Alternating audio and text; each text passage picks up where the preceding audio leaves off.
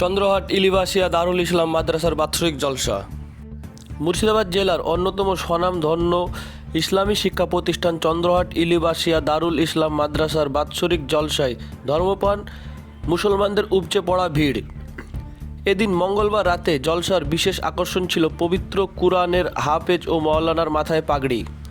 এই পাগড়ি দেখতে দূর দূরান্ত থেকে উপস্থিত হন হাজার হাজার ধর্মপ্রাণ মানুষ।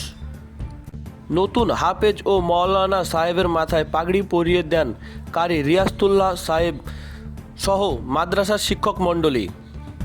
জলসায় সভাপতিত্ব করেন মাওলানা আশরাফ আলী সাহেব।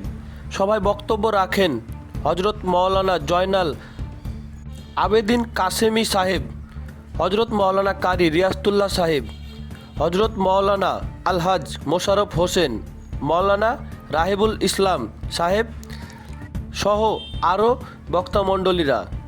চলুন এই জলসা সম্পর্কে কি জানিয়েছে মাদ্রাসার প্রধান শিক্ষক মুফতি মানারুল ইসলাম সাহেব শুনে নেব। Bureau report, S news live Bangla. আসসালামু আলাইকুম রহমতুল্লাহ।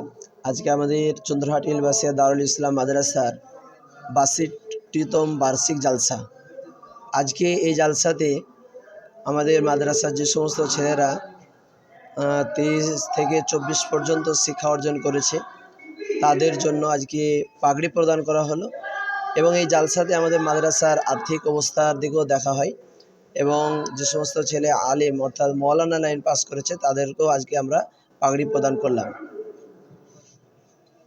তো এই জলসায় শ্রোতাদের কেমন এই জলসাতে যা আমরা দেখছি রাস্তাঘাট এবং স্টেজ এতে লক্ষ্য করতে পারছি প্রায় 12 থেকে 15,000 কাছাকাছি মানুষ হবে। এবছর আমাদের হাফেজ এবং মাওলানা টোটালে 23 জন ছাত্রকে আমরা পাগড়ি প্রদান করলাম। আমার নাম মুফতি মানারুল ইসলাম, আমি চন্দ্রহাট মাদ্রাসার প্রধান শিক্ষক। যেদিন আল্লাহ কিয়ামতের ময়দান শুরু করবে এরকম মাঠ সাজাবে, ওখানে ধনী থাকবে, গরিব থাকবে, শিক্ষিত থাকবে, মূর্খ থাকবে, ছোট থাকবে, বড় থাকবে, নারী থাকবে, পুরুষ থাকবে, মিলওয়ালা ফ্যাক্টরিওয়ালা থাকবে, রিক্সাওয়ালা থাকবে, ট্যাক্সিওয়ালাও থাকবে, সব শ্রেণীর মানুষ থাকবে, নামাজি বেনামাজি থাকবে, সুদখোর মদখোর মাতাল ছাচুর সব থাকবে, সবাই কিয়ামতের মাঠে থাকবে। হ্যাঁ না? ওই দিন কটা দলে মানুষকে ভাগ করবে?